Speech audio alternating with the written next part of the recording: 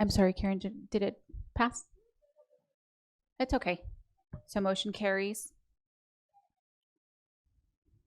2.0 special presentations and recognitions, and I will now turn item 2 water polo team over to Ms. Maria Garcia. Thank you, President Ceballos. Good evening. My name is Maria Garcia, and I'm proud to serve San Bernardino City Unified as Communications Manager. Today, the Board of Education will recognize the San Bernardino High School Girls Varsity Water Polo Team for capturing the CIF Southern Section Division 5 Championship.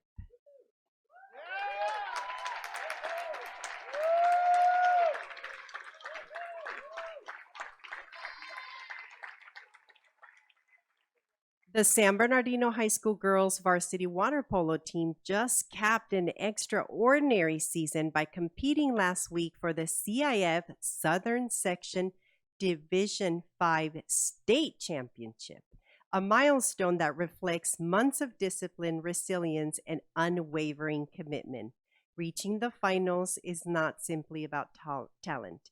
It represents one of the highest levels of high school athletic competition in Southern California, where teams battle through a rigorous playoff bracket against top-ranked teams. At this time, I would like to start by asking our board members to gather at the front of the dais as I prepare to call our honorees forward. Executive Cabinet, would you please make your way along the ramp of the dais as well? Audience, this remarkable achievement reflects months of dedication, discipline, teamwork, and resilience. And it is the second time in the school's history since the 90s for the girls' water polo team to reach this level of success. These student athletes represented San Bernardino High School with pride, determination, and true sportsmanship all season long, demonstrating what it means to compete at the highest levels. We're incredibly proud of their hard work and the example that they set for students across our district. At this time, we're going to recognize each member of the championship team. We will start our recognition by inviting San Bernardino High School Principal Ana Sosa to please come forward.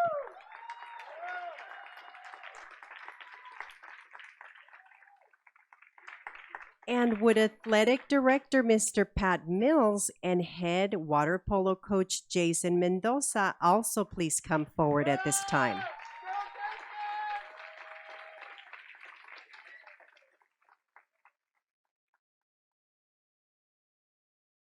And now for our recognition of our student athletes. San Bernardino High School Varsity Girls Water Polo team members, when your name is called, please make your way to the front. I will read the individual names of the athletes and you will also see them on the screens.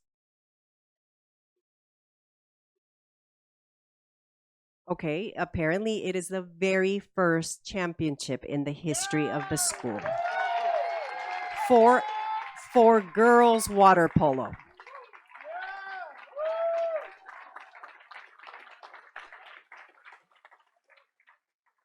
We're going to start with Patricia Aguilar.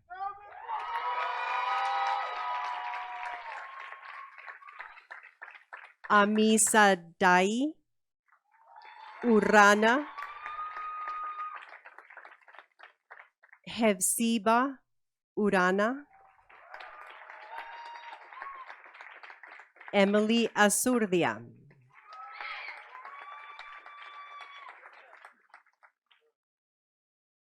Evelyn Estrada, team members, if we can have you line up right here near the board members because photos will be taken. Evelyn Estrada, Diana Garcia, Alina Hernandez, Marlene Lopez, Ariel Marquez, Savannah Martinez. Sarai Mendez. Chenny Moreira. Ruby Perez Lima. Giselle Rosas. And last but not least, Teresa Vargas.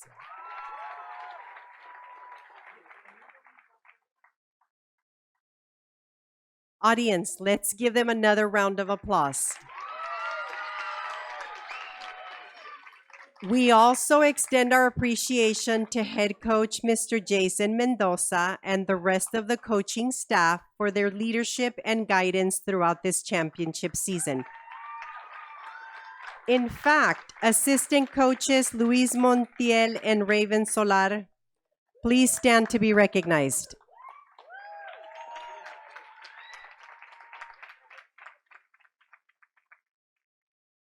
On behalf of the San Bernardino City Unified School District Board of Education, congratulations on your CIF Southern Section Division 5 win.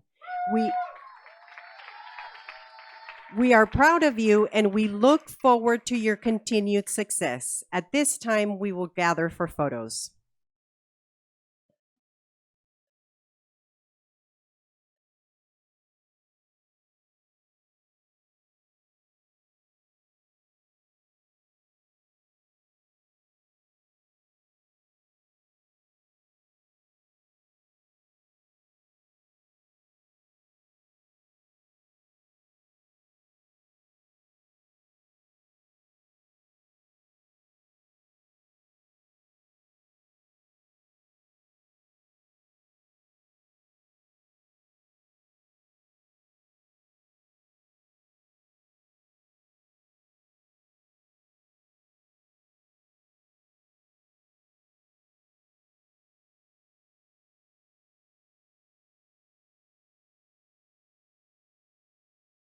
I believe that our student athletes have also received certificates of recognition from our Assembly member Eloise Gomez Reyes, Senator Eloise Gomez Reyes.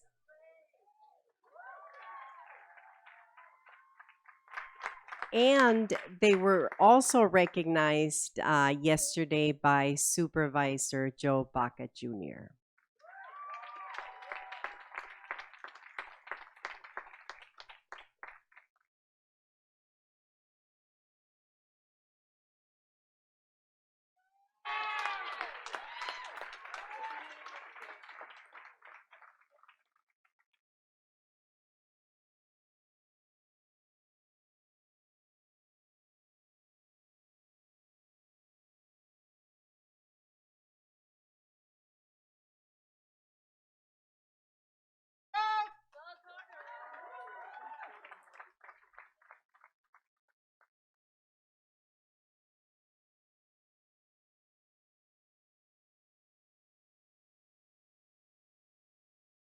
If you have a certificate, if you could proudly hold it.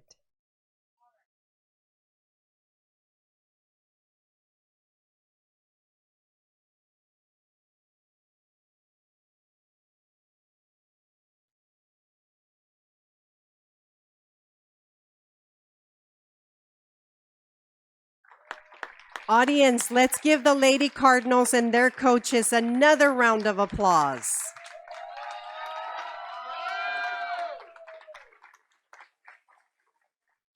Thank you, members of the board and cabinet. Would you kindly return to your seats on the dais? This concludes this evening's special presentation. At this time, I'll turn the floor over to Board President Mayra Ceballos. Thank you.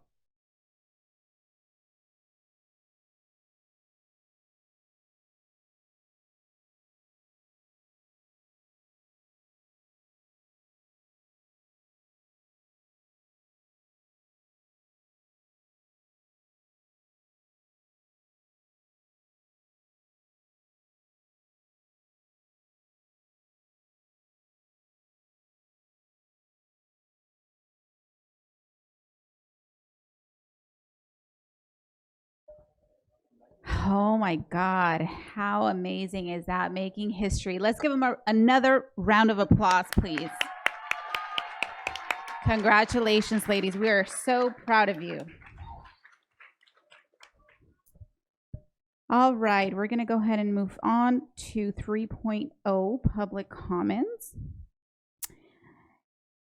This is the only time the public will have an opportunity to address the board on items not on the agenda and within their subject matter jurisdiction, such as district policies, procedures, programs, services, or fiscal matters.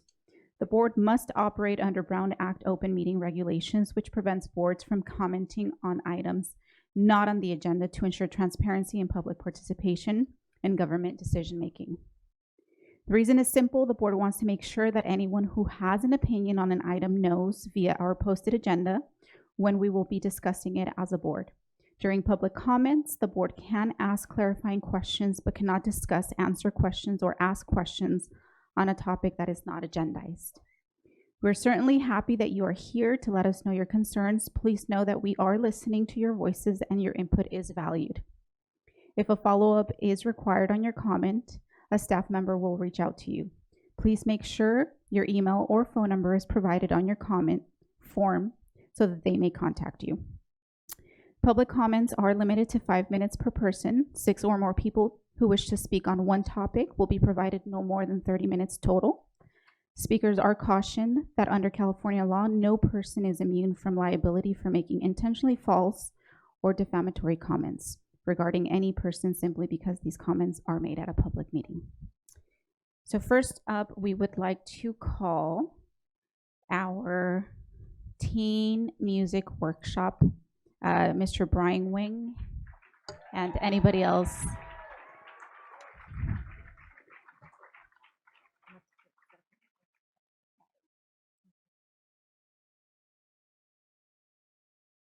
So welcome. So I do have the forms submitted. Like I had mentioned, we have a total of 30 minutes combined. So I don't know if you have one particular speaker that's going to speak on behalf of the group, you can go ahead and move up to the mic. Welcome. Can you hear me? Right on. All right. Well, as far as one speaker goes, I'm just going to be the opening of the floodgate. Not going to be too much, but I will definitely be the initiation. But first off, I would like to say good evening. Good evening, ladies and gentlemen. First, giving honor to God, the school board, the cabinet, and to each and every one of you. It's truly a pleasure to be here today. My name is Jumani Chess. I'm a former student of the program and now the dance and performance director of your San Bernardino's Teen Music Workshop. And today, we'd like to come before you and just to acknowledge how great it's been to be able to represent the District of San Bernardino all throughout Southern California and for the first time ever, Atlanta. And so, woo! As well as we would like to acknowledge and show some awesome highlights today and show some of the students' accomplishments who are with you today. Thank you.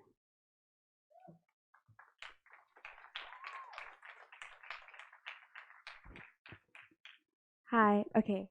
My name is Sarah Kazi, and I'm 15 years old, a freshman in high school at Cajon, and it is now my 5th year being in this program. So I've been in this program since I was in 5th grade. And throughout these 5 years, I have obtained growth, passion, and many opportunities that bring me closer to my dream of becoming a musician. One of my favorites has been opening for the Temptations, but by far, my most favorite and most memorable experience was performing at Atlanta, Georgia for the National School Board meeting this past year. To further showcase the amazing opportunities found within this program, I'd like to present you guys with this video.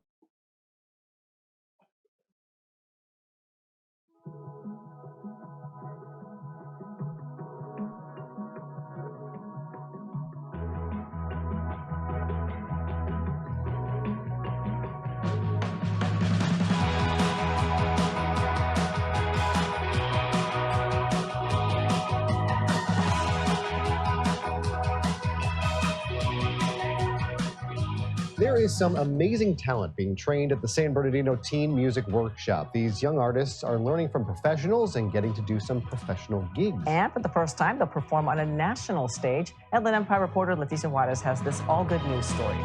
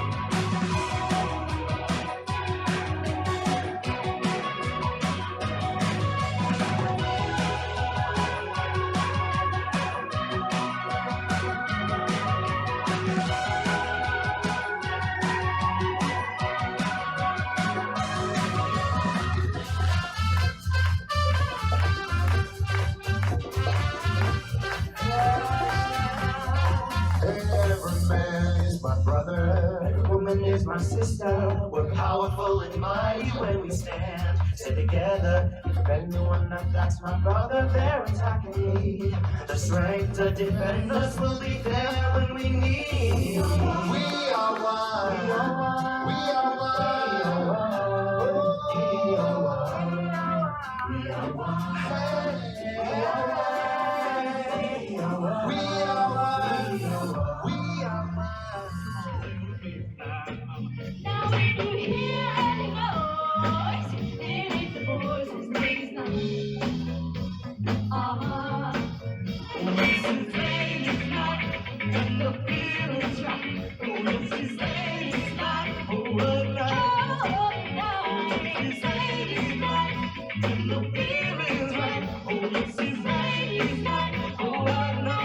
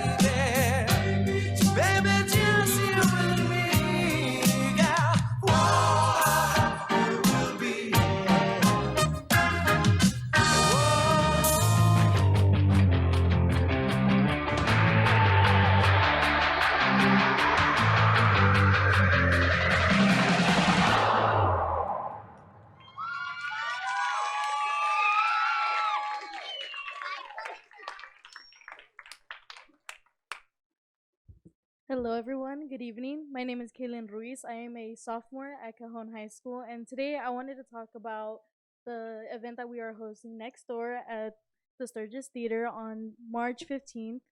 It is the Guitar Center Foundation Spirit of Community Music Award Show from 4 to 6 p.m. at Sturgis Theater.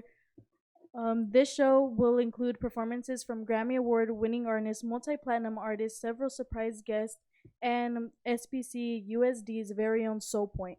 During the show, we will also be honoring the SBC USD School Board, our amazing superintendent, and two outstanding VAPA staff with the prestigious Guitar Center Music Foundation Spirit of Community Music Award. This show will be a show you won't want to miss. Thank you.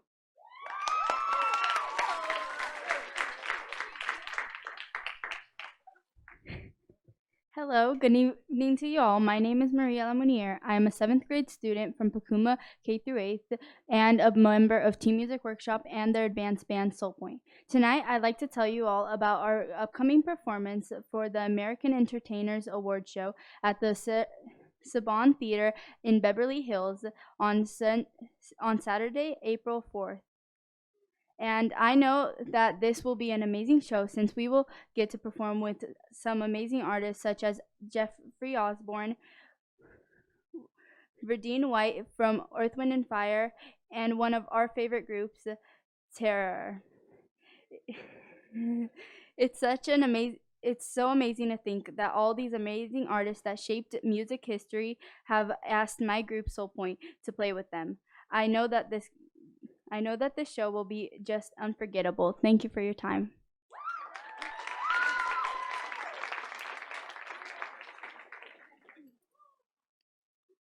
Hello, my name is Janelle Samayo. I'm a sophomore at Cone High School and a vocalist for TMW and Soul Point. I'm speaking on behalf of the students in the program. As a student, we all appreciate this program a lot. We've been given opportunities that as a student, we wouldn't imagine being able to do, such as performing with well-known artists like CeCe Rain and performing at theme parks like Disneyland. As a vocalist, I feel like I have improved so much and I've made many great friendships with other students in the program that I would never have met if it wasn't for the program. All of the staff are very welcoming and understanding, and I especially appreciate the vocal teachers as they have helped me so much. Thank you.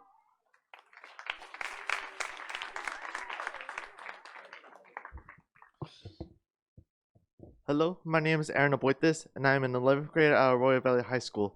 I want to thank the superintendent and the Board of Ed for making Team Music Workshop a possibility for kids like me. I am a student on the spectrum who struggles to fit in school, but I found my second home in TMW. I love Team Music Workshop because it has given me a place to learn music, have fun, make friends, and perform. It has also helped me become more confident. For me, the arts, especially music, are not optional. Music is one of the few things that truly makes me happy. Thank you for your time.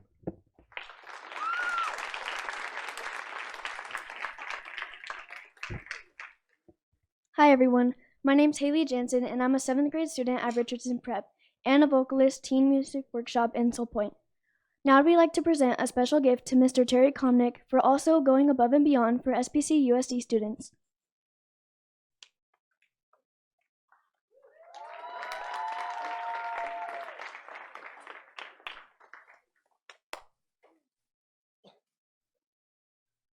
Can Mr. Komnick please come down here?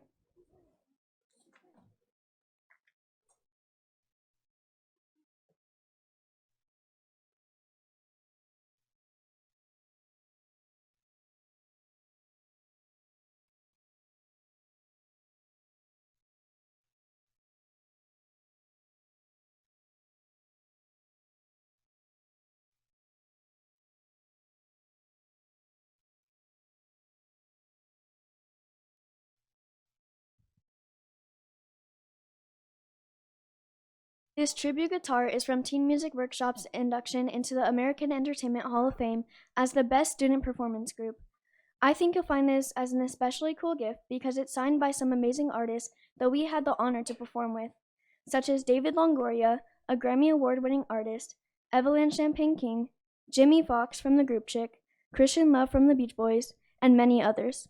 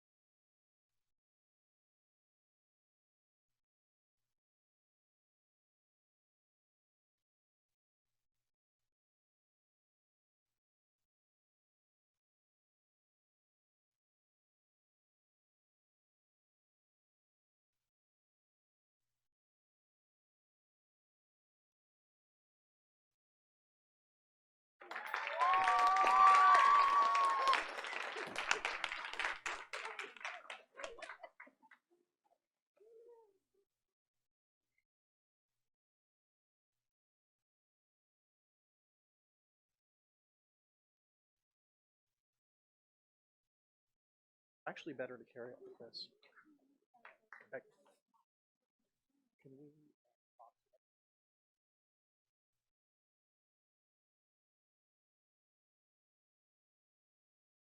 All right, thank you very much for your time today.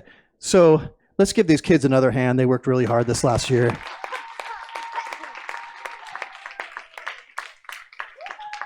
Every year I tell them, you know, this is going to be the biggest thing you do, but it never ends up being that way. When we got a call about doing the show in April with Verdine White, my favorite from Earth, Wind, and Fire, no one has better stage presence than that guy. And then some of our other favorite bands, Tierra, you know, Southern California band that made good. And of course, who else we have playing at that one? Verdine White. Kids. Oh my gosh, I just saw Jeffrey Osborne at Yamava, and I can't remember who it is, so I'm getting old. So thank you so much. You guys have supported us now for 16 years, maybe 17. We really appreciate it. We could not do any of this stuff without your support. As you can see, we really like the kids being up here. I don't think I ever talk at these meetings at all.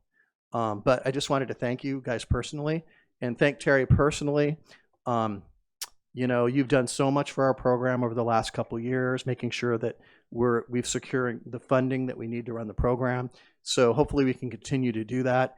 And hopefully there'll never be a best show. There's always going to be one better coming up. I told them there's no such thing as the International School Board meeting in Hawaii or the Bahamas, but I don't think they believe me. So maybe that is in the future. We'll see. Thank you very much.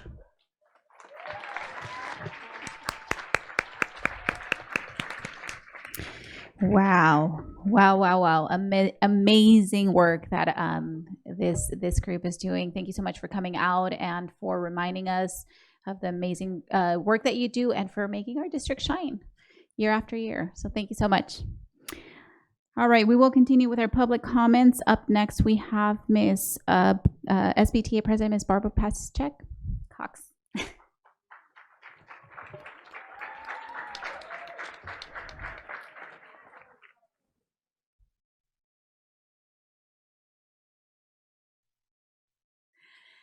Good evening, President Ceballos and Vice President Abeles Grande and esteemed members of the board and cabinet. My name is Barbara Paschek Cox, and I stand before you tonight as the proud president for the San Bernardino Teachers Association, and not just as an individual, but as the voice of over 3,000 educators who show up each and every day, dedicated to shaping our students' futures. As we recognize Women's History Month, we are reminded that the story of progress is written by women who refused to be overlooked. In 1776, Abigail Adams urged our nation's founders to remember the ladies. That call still echoes today. To remember the ladies means more than celebration. It means action. It means ensuring women's leadership is valued, their work is respected, their voices are heard. In public education, women lead classrooms, guide campuses, support families, and shape futures every single day. When we invest in educators, we support fair agreements. When we work in partnership, we are not just honoring women's history, we're actively shaping women's futures. Let us continue to build schools where every girl sees her potential reflected back at her, and every educator feels valued for the work that they do. Because when we truly remember the ladies, we strengthen not only our schools, we strengthen our entire community. Finally, we want to express our sincere appreciation to the board for your role in approving our successful negotiations with the district. Strong partnerships lead to positive outcomes, and this agreement reflects our shared commitment in supporting educators and ultimately our students. Thank you for your time, your leadership, and your continued support for our schools. Good night.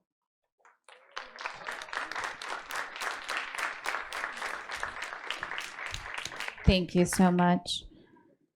Up next, we have Antoinette Hatch.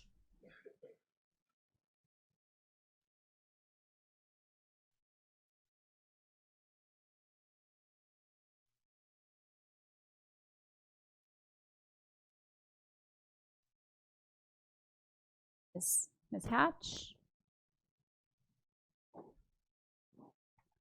All right, we will move on to our next public comment. Patricia Davenport.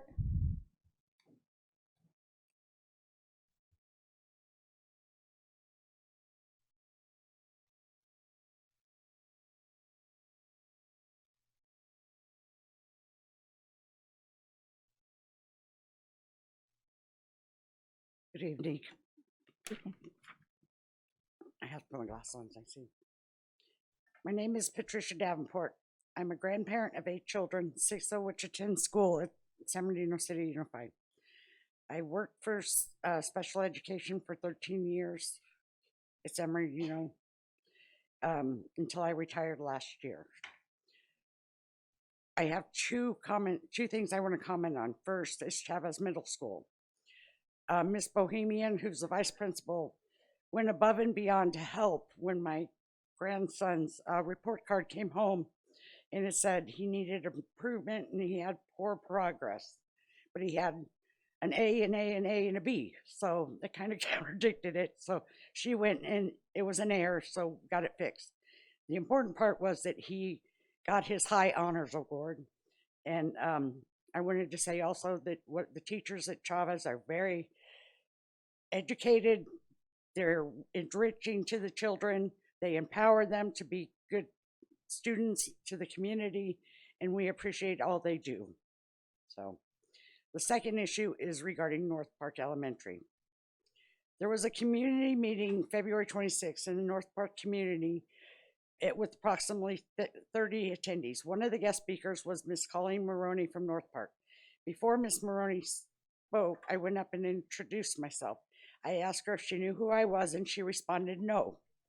I would have thought she would have remembered me from November when I was in the office upset about the school not informing parents of the hand, foot, and mouth disease. The principal was never available to meet with me. My daughter was 8 months pregnant. The disease could pass on to babies, and she could have a stillborn baby. So that was important. I called the district. They agreed, and then a parent square went out that same day, which helped inform everybody in the community that there was an issue. I asked Ms. Maroney to speak with her after the meeting, and she said okay. During her speech, she made the following comment, which you guys can determine the meaning of it. She said that her and her staff are beginning to welcome the community back to the school after the tragic event. The tragic event happened 4/17/17. You figure out what that means. I'm not going to read into it. Next, she indicated they needed volunteers for upcoming events, reading to the kids and other things they were going to do. She stated to come by the school if you wanted to volunteer. Never mentioned volunteering requires a background check, a TB shot, and whatever else. She and her staff have never called upon those of us that are approved to volunteer to come to the school and help. And I'm at that school every day, picking up kids, delivering kids. So, two community members asked if the school district had a standardized veterans program and if the police came to the school and talked with the students about respects, compliance to the officers, etc. Various community members answered, but Mrs. Maroney said sometimes the officers come by and play with the students. I respectfully ask who can answer those questions so I can report back to our community group. We'll have it in the next 3 months. After the meeting, I turned around to go talk to Mrs. Maroney, but she had left. Several people just looked at me like, what happened? When I have gone to the school regarding the issues with the school, the principal is never available. I have worked with other staff, and the principal never returns my calls. I went to the school Friday after the meeting, left a message, and still no response to today. Then why hand out your business card if you're not going to answer? When I asked Miss Rooney if she knew who I was, because 5 of my grandchildren attend North Park. Davenport, she should recognize it. There's 5 of them there. So I don't know if she doesn't know the students. I know my grandkids are good students. They're never in trouble, but she would think that she'd know names. One would think she could correlate a name. Does she not know the students? Why does she not attend the awards ceremony? Well, I have learned a valuable lesson. If you want help, call Mrs. Bueller, the vice principal. Thank you.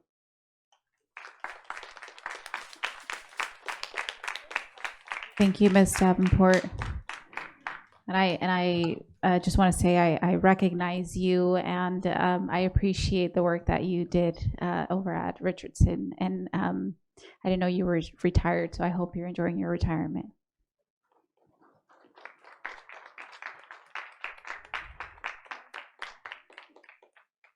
All right. I believe Ms. Hatch had maybe gone to the restroom.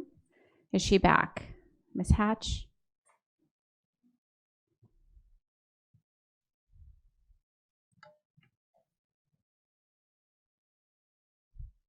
Sorry about that. Okay, good evening, members of the board. My name is Antoinette Hatch, and I am a parent at Newmark Elementary School of a student at Newmark Elementary School.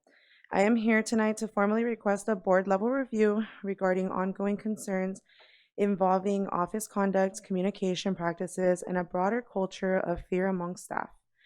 First, I have experienced repeated unprofessional conduct from the school office, specifically involving the school secretary, Dina Carreras. I have been informed by multiple individuals present in the office that I have been referred to as the stupid Hatch lady when I call. I was also told that my calls were intentionally left unanswered by Dina or placed on hold unnecessarily rather than properly documented for a callback when a teacher was unavailable. Second, I have had repeated concerns regarding the student health aide who has failed to identify herself during my calls to the school, and has communicated in a manner I experience as dismissive and very unprofessional. A restorative conversation was proposed after I was informed that she desired to meet. I agreed in good faith. However, I have since been told that she is unavailable and no timeline can be provided. Restorative conversations are very important, but delays should not prevent board-level reviews of systematic concerns. While I appreciate Principal Dr. Ledesma at Newmark Elementary School's willingness to speak with me, I was asked by Dr. Ledesma why professionalism and staff identification matters to me. Respectfully, those are baseline expectations in any educational institution. Professional communication protects parents, staff, and students by ensuring clarity and also accountability. Beyond my personal experiences, I am deeply concerned about the overall climate at Newmark. Several teachers have expressed anonymously concerns regarding poor communication from office administration and inconsistent school notifications. Some have indicated they fear retaliation if they speak up. I have also been informed that certain office staff feel fearful about raising concerns with administration due to how parent complaints are handled and concerns about retaliation. When both teachers and office staff feel they cannot safely voice concerns, that signals a systematic issue. This goes beyond one conflict, it speaks to school culture. I do have a restorative conversation scheduled tomorrow with the secretary, and I do look forward to that first step towards resolution. However, the conduct described has occurred during her probationary period, I'm assuming, and I respectfully request that these documented concerns be considered in evaluating professional standards and job performance. Today, I am asking members of the board to ensure transparency, accountability, and protection to staff and teachers who are afraid to use their voice. I respectfully request consideration of an independent review or investigation that allows staff to be interviewed confidentially and without fear of retaliation. This is not about conflict. It is about restoring professionalism, trust, and safe communication at Newmark Elementary, where my daughter attends. And with that said, thank you for your time and your consideration and allowing me to speak tonight. Thank you, Ms. Hatch. And I believe that is all for our public comments. So we will go ahead and move on to 4.0 public hearing, 4.1 public hearing regarding the charter renewal petition for Hardy Brown College Prep.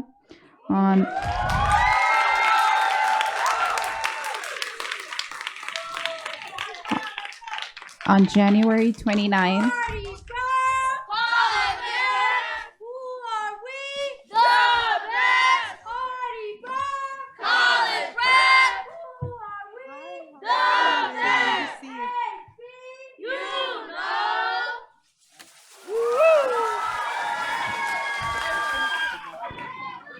On January 29, 2026, Margaret Fortune, lead petitioner for Hardy Brown College Prep, submitted a charter renewal petition to the Charter School Operations Department. The Board of Education will hold a public hearing to consider the level of support for the charter petition. There's no vote at this time. The charter is allotted 30 minutes total for the petitioner and any public speakers on this topic. I will now turn it over to Ms. Ernestine Hopwood. Thank you, President Ceballos and Mary Ellen Aviles Grande, our Vice President, and esteemed board and cabinet and community. Tonight we have before us Hardy Brown College Prep, who's put in a petition for renewal for 5 years. And this school was opened in 2010, approved by the board at that time in 2009. The staff findings for this charter will be made public on April 6th. At that time, you will all receive a copy, as well as Hardy Brown College Prep, and it will be posted on our district's website. The final vote will take place on April 21st. And without any delay, I'll introduce you to Hardy Brown College Prep founder, Dr. Margaret Fortune.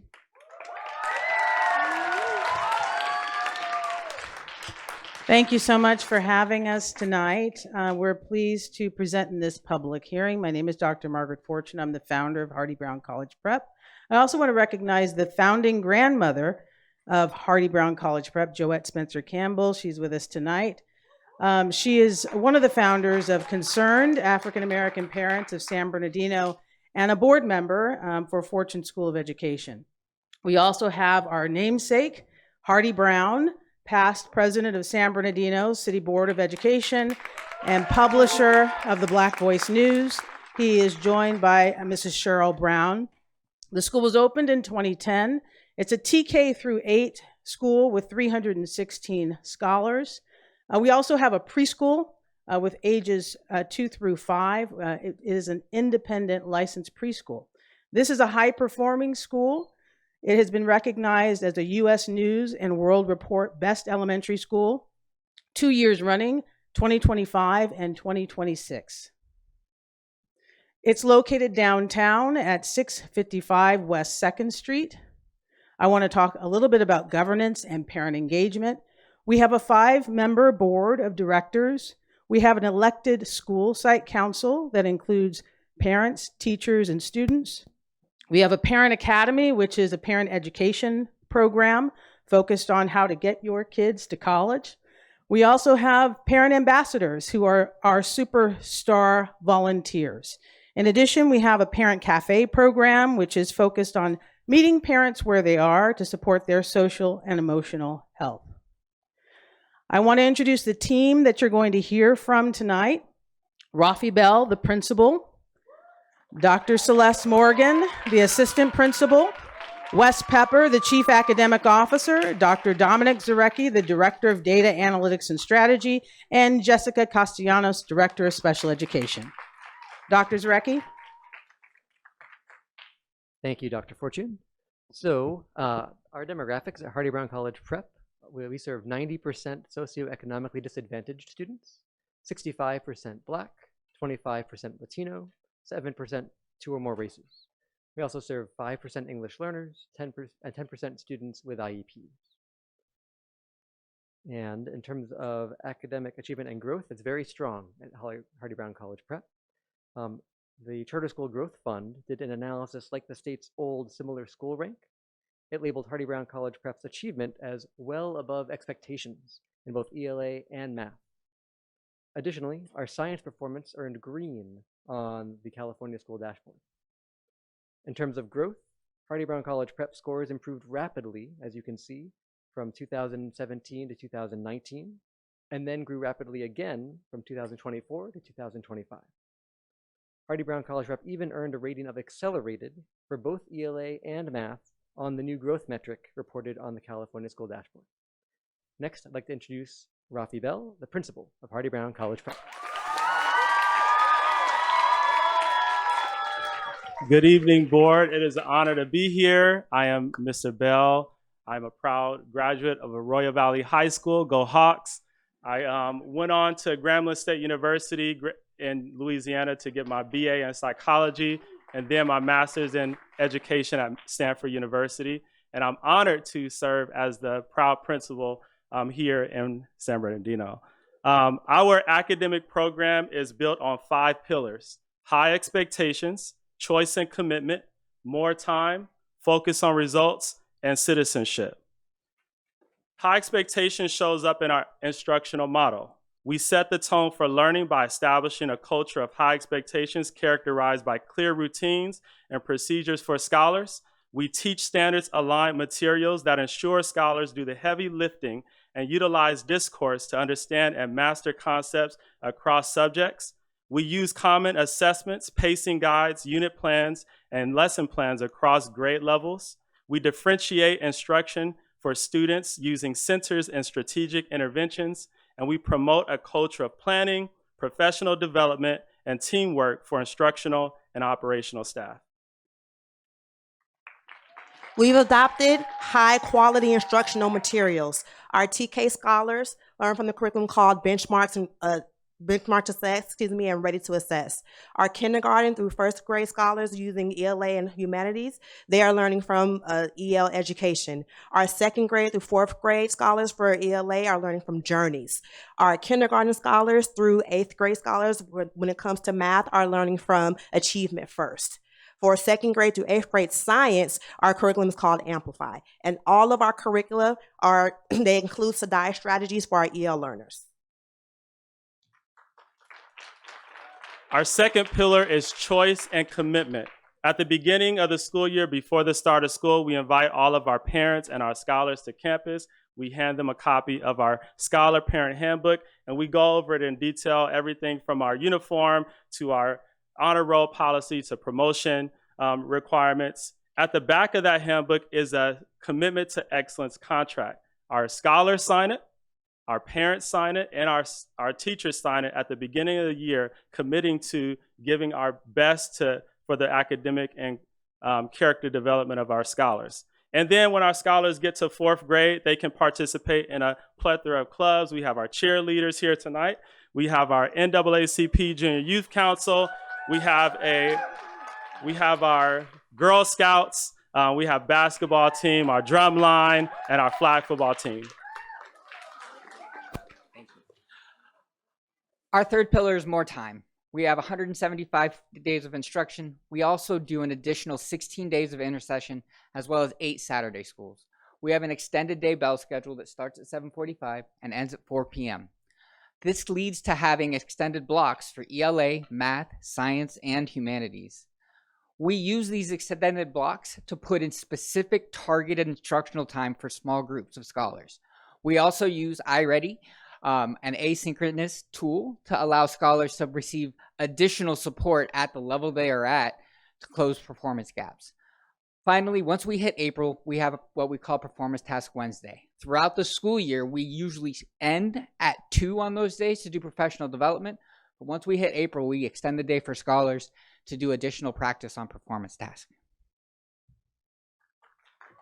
Focus on results refers to us being a data-driven environment. But when it comes to weekly data meetings, we recognize and reinforce effective reteaching practices. We analyze and address prevalent misconceptions. We design targeted reteach lessons based on data insights. We determine opportunities for reassessment to ensure mastery. For professional development, we conduct weekly instructional observations using transparent, research-aligned effectiveness rubrics. We provide individualized coaching from principals and master teachers to strengthen instructional practice, and we utilize the See It, Name It, Do It coaching model to study exemplars, identify targeted growth areas, and practice with real-time feedback. And our final pillar is citizenship. It is our mission to graduate high-achieving students of good character prepared for college and citizenship in our democracy. We use character counts. Second step, we reinforce positive behavior using Class Dojo. And when our scholars enter into our middle school, we extend them an opportunity to travel to our nation's capital as well as New York City.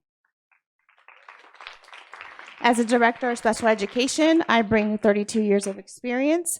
We partner with our El Dorado County Charter SOPA. We have a robust special education department, which includes myself, our assistant director, our principal, our assistant principal, education specialist, behaviorist, school psychologist, speech pathologist, occupational therapist, and special education aides. We have a specific special education referral process that we follow for parent requests for assessments and initials, and we follow EdCode. In addition, we make sure that we provide initial IEPs, and IEPs are developed and implemented with parent input and consent. We hold annuals and 3-year eligibility reviews, and for interim placements, they are accepted and scholars are provided with comparable services with a 30-day meeting to review placement and progress. We value parent engagement and concerns, and we ensure that FAPE, free and appropriate public education, while maintaining collaborative partnerships. We also have a robust referral for our 504 in our Fortune Section 504 procedural guidebook, as well as our referral process for special education. We'd be happy to respond to any questions, and we certainly invite the board members and any members of the staff who would like to take a tour of Hardy-Brown College Prep. Thank you.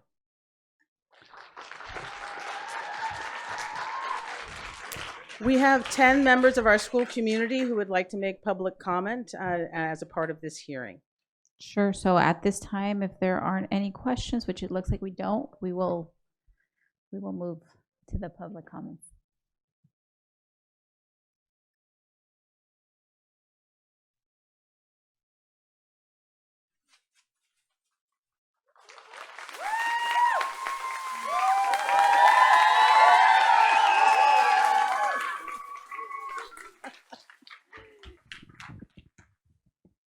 Thank you, Dr. Fortune. Really appreciate all that you've done. And Hardy-Brown College Prep does make a difference in our community. Mr. Brown has ALS, as most of you know, many of you know, and he is, it's being affected, it affects his speech. So he wrote something for me to read, and I'm going to do that for him now. Madam President, board members, superintendent in his absence, I'm here to request that you support the charter renewal petition for Hardy-Brown College Prep Charter School when it appears before you at a later date after this public hearing. It was a humbling experience when Margaret Fortune and some parents led by Joette Campbell came to me some 15 years ago wanting to name a charter school in my name. They cited my service on this board, Boy Scouts, Girl Scouts, as a part of selecting me for this honor and what it would be for their children. They have not let me down. They've given me more than I've given to them. When I go to Kaiser for medical appointments, I'm surprised when the medical staff person might say, "Oh, you're Hardy Brown. That school that my kid attends," or "My kid likes that school." I get the same responses at my church or at any event I might attend in the community. I'm equally impressed by the enthusiasm of the parents at the school. In closing, about staff, I will quote Dr. Fortune. We all choose to be in this environment, so we have to be committed. That means we will do whatever it takes in order for our students to succeed. This is why the children are achieving. The parents are happy, the community is proud of the school in this district, and thank you for your support. Hardy Brown.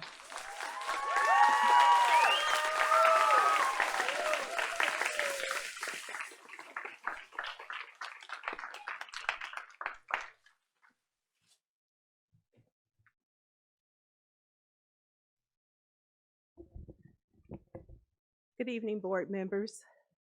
My name is Joette Spencer Campbell, and I am founding board member of Hardy Brown College Prep.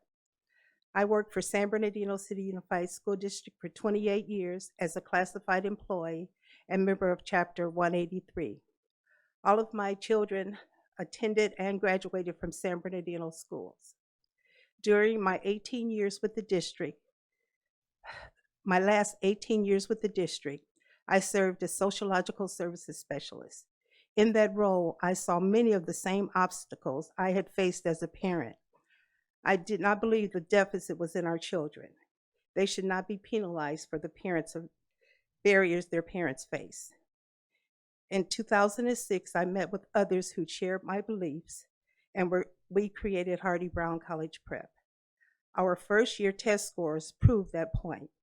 With a student population that was 99% Black, we dispelled the myth that our children couldn't achieve at the levels of their peers.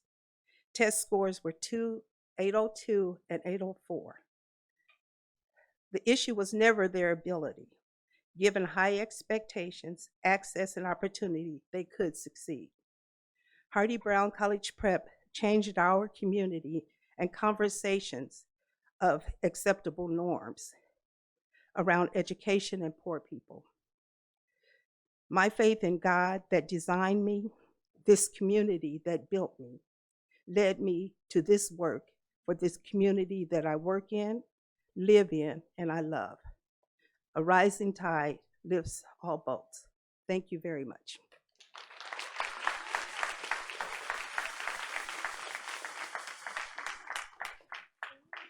Good evening, board. I am Dominique White and Jackson Jackson what? Banks And you are? in second grade. A second grade scholar at Hardy Brown College Prep. Thank you so much for hearing from us this evening. Listen, nearly 20 years ago, I was part of the early community assessment work with Blue Educational Foundation that helped launch Hardy Brown. The theme of those listening sessions was I See a School. We gathered input from families about what they needed and desired for their children. At that time, I wasn't a parent, just an educational advocate who believed deeply in the vision. Fast forward to today. I am now a parent of two young men. 7 and 1. Y'all pray for me. Amen. We initially enrolled at another charter school in the district whose marketing promised to be for the children. After our first year, I learned they were for the children at their convenience. Because of my background in advocacy, I found myself having to be both mom and constant advocate just to ensure that my child's needs were met. That experience led me full circle back to Hardy Brown. After thoroughly reviewing how the school had grown and evolved, we made the decision to transition, and it has been incredible.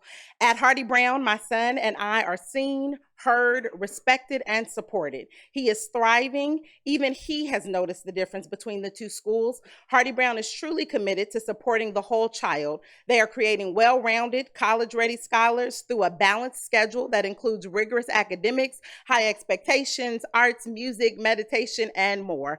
I am grateful to stand in this full circle moment. We are grateful to stand in this full circle moment, from advocate helping launch the vision to now parent and experiencing its impact. I am excited about where Hardy Brown is headed and urge you to renew their charter. Thank you so much for your time.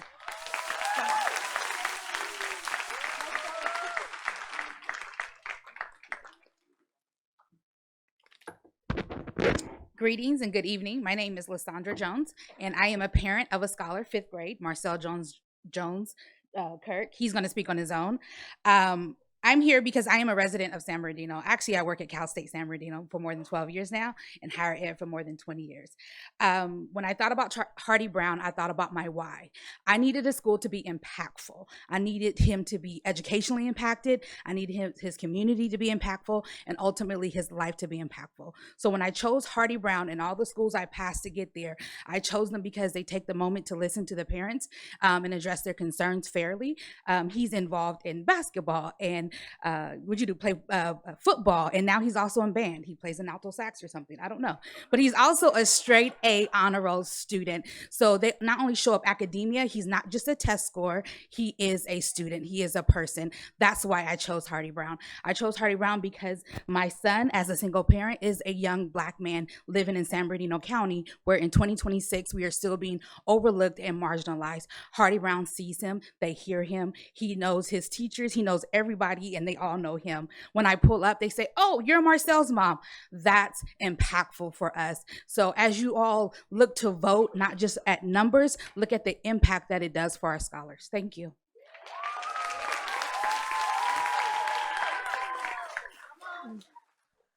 Hello, members of the school board. As been told by my mom, I am Marcel Jones Kirk, and I'm a proud student of Hardy Brown College Prep. Even though this is my first year here, I've already got honor roll for my first trimester, and I'm proud to get it, not just because of my own grades, but because of my teachers and principal. This school was very serendipitous for me, but it turned out to be one of the best things that happened. I participate in basketball and band, and it shaped my mindset to be a better person and better individual in my community. Hardy Brown is a family that can support you for 8 hours, and that's why we should continue it going. It's a home for many, and this is why I attend there.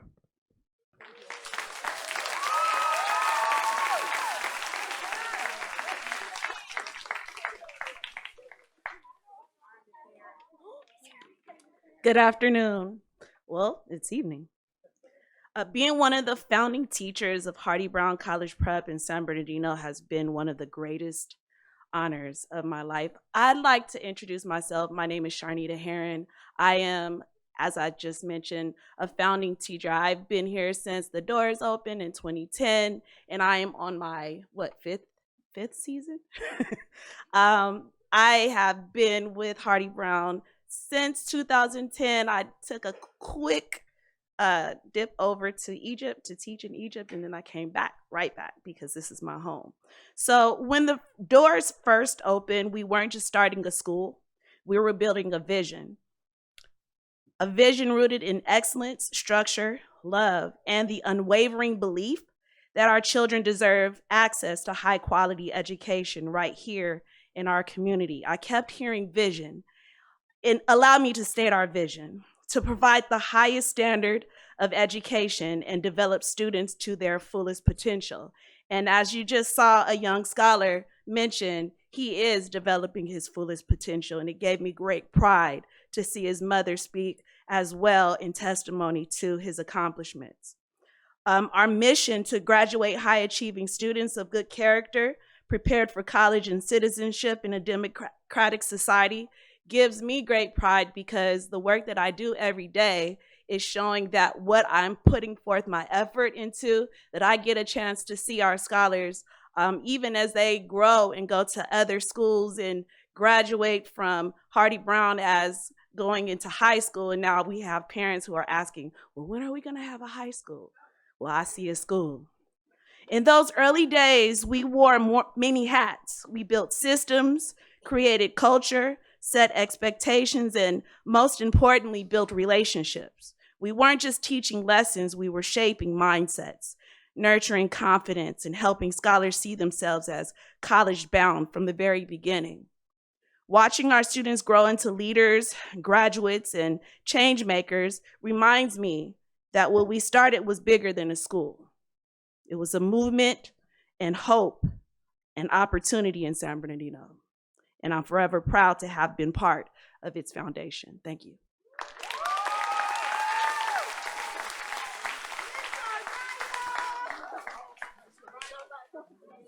All right. Good evening, board members and cabinet. Thank you for allowing me to speak today. My name is Jennifer Carballo, and I am the proud middle school ELA teacher at Hardy Brown College Prep. I have been at Hardy Brown for now 2 academic years, and what I love most about our school is the rigor and the high expectations that we set for our scholars. Time and time again, I have seen my scholars meet these rigorous expectations. I have seen them love learning, grow their love of learning, and so many of my students, especially those students who have transitioned in, who I felt that school may have been hard for them, that I felt that maybe it has been too challenging for them, and they came in and they have seen that it's not too late, especially with our middle school students as they've gotten older. I've seen this love grow, and because of Hardy Brown, I feel extremely confident that my scholars will not only succeed academically, but that they will be successful beyond our doors, and that they are able to achieve anything that they set their minds to, and that they're able to set those personal goals and achieve them because we have given them those tools to be successful in life. Thank you.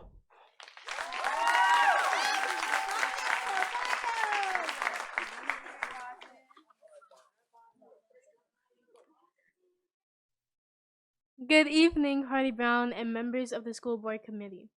My name is Boston Haddon, and I am a proud graduate of the class 2034.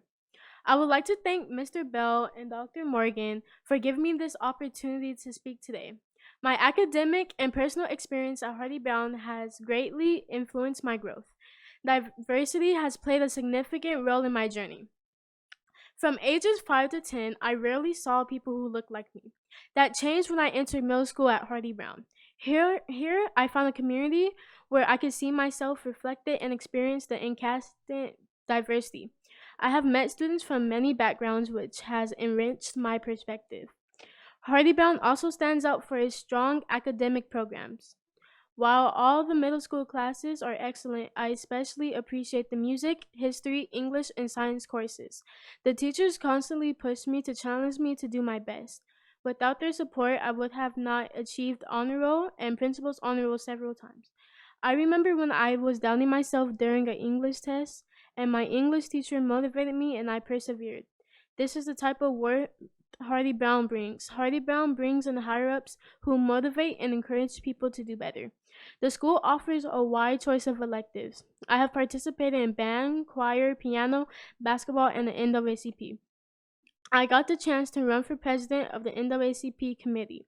Even though I did not win, it taught me valuable lessons in leadership and perseverance. It also showed me that I am capable of pursuing success even when I do not win or succeed. I still succeed in trying my best. Finally, I want to highlight the pillars of high expectation and focus on results. These principles not only support academic achievement, but also prepare us for real-world challenges. Thank you, Hardy Brown and the school board here today for allowing me to speak today and for the opportunity to spend my 7th and 8th grades here. I am grateful for this chance to grow.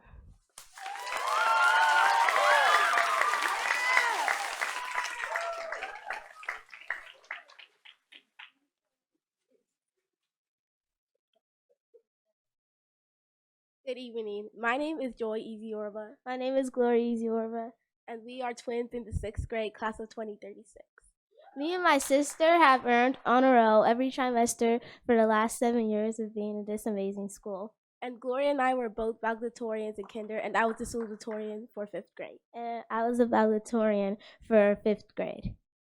And we are currently on our journey of achieving great leadership when we graduate. I participate in the school's band, choir, NAACP, and basketball team.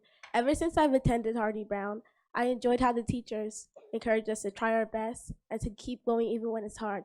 This has made me be more persistent and have more self-confidence.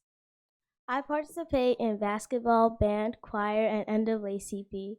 This school has taught me how to speak up, and this really happened because an NAACP, we had an election, and I was running for vice president, and I was speaking up and making posters, and that really helped me to advocate for myself. In all, Hardy Brown College Prep doesn't only provide a great education, it also provides a great future. And this school is not just a regular school, it's a home. Thank you.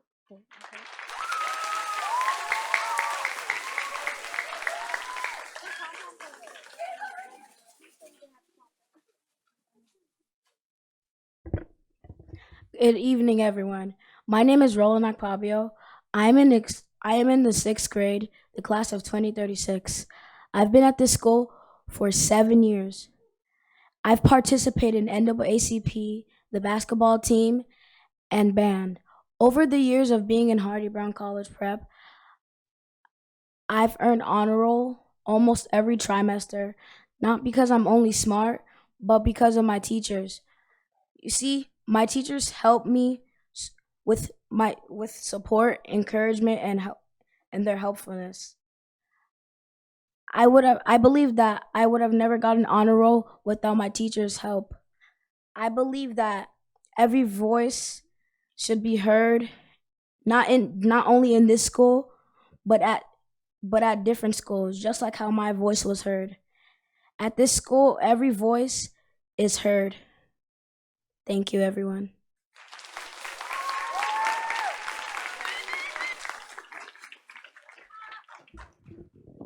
That's all of our speakers. Thank you so much.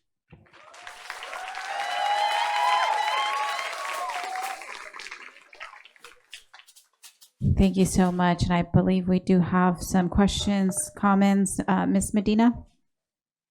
Thank you so much for coming down, and it does power by the people. All of you here do show the amount of support Hardy Brown College Prep has. So thank you for joining us today. I do have a couple of questions with regards to many great students spoke up, and a few already graduated or at least now in transition into high school. What does that transition look like? Do many of the students go into our high schools here in the district, or do they go somewhere else? And is there a program that helps with the transition? So most of our students end up in the San Bernardino City Schools and your high schools. We go to the 8th grade. And let me ask our principal if he could just speak to some of the experiences you've had in terms of transitioning our 8th graders. So we have, personally, even I was a teacher at Hardy Brown before the principal, and it was my goal to make sure our scholars are prepared for our middle college high school right here in San Bernardino. And so even as principal, every year we make sure that their name is in that pot. And so that is the school that we're constantly, making sure they prepare for. But yeah, a lot of our scholars, we have scholars here tonight from Cajon. We have Adira here, and I asked her when I saw her tonight, how are you doing in high school? Did we prepare you? Oh, absolutely. So I'm glad to see that even when they go to our high schools in the district, they feel like they're prepared. And I'm glad that you mentioned that, because I know that you're coming from like a community school where it's a smaller environment, learning environment, then going into a high school where it's like you can have a lot of students there. And so I'm glad you spoke on that. Thank you. Thank you, Ms. Medina. Mrs. Alexander? First of all, thank you for the great presentation. It's always good to hear where you start and where you're going, and the consistency in terms of just the overall vision and then the pillars. And what was really impressive is the kids, the scholars, they're speaking that. And what I would also like to say to the scholars, the fact that they know how to communicate and how they're connecting, because they're connecting not only the vision, but just their overall goals and what they've accomplished, and they're proud about it. And it's okay for the young man to say, I'm smart. You are smart, but it's great to connect and acknowledge where you come from and those that help you along the way. So I had a question though, because many of them are graduating in 2036, 2035. I know I'll be retired and I'll need a lot of help, and I know they're gonna be leaders, but I didn't really hear much about robotics. So could you tell us a little bit more about what you're doing in that space, and really touching upon STEAM, but just the future? So I'm going to invite our Director of Education Technology, Joseph Gambino, to speak to, among other things, our partnership with Apple. So we are part of Apple's Community Education Initiative, and so we have robotics and coding built into our middle school curriculum. So starting in 6th grade, 6th, 7th, and 8th grade scholars, as part of their science classes, are exploring how to program using iPads. And so they actually program a MeBot, how to dance. It's pretty awesome. And they also learn how to build their own app prototypes on the iOS ecosystem. Thank you. Thank you, Mrs. Alexander. Mr. Tillman? Thank you very much, and thank you all for coming out tonight. I do want to commend all the speakers who spoke tonight, especially the young students. You guys did a wonderful job. Let's give all those students a round of applause.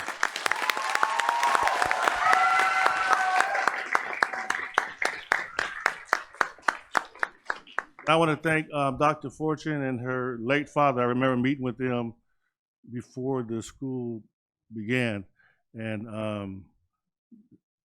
the meeting was always reflected on the meeting because she called her dad daddy, and in the meeting, just the love she had for her father was amazing. He was a superintendent in California for a long time, so I had a lot of respect for your dad. So I just want to thank you for the work that you've done throughout the years.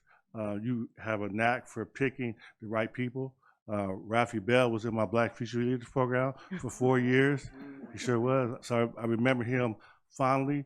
The one thing I remember about Rafi Bell, I think he got accepted to like 40 colleges, and I don't know how many offers that he had throughout the United States. So you guys have a great leader there in Mr. Bell.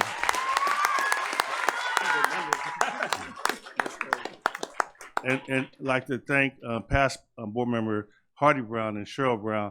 I'd be remiss if I didn't admit that before I ran for office, I met in their house. And they encouraged me to run for office, gave me a lot of information. So I commend them for the work that they've done throughout the years here in the community of San Bernardino. And I think because of their work, they deserve to have the school named after them. So just want to commend you all for that, and thank you for coming out tonight. Thank you. Thank you, Mr. Tillman. Ms. Abeles Grande?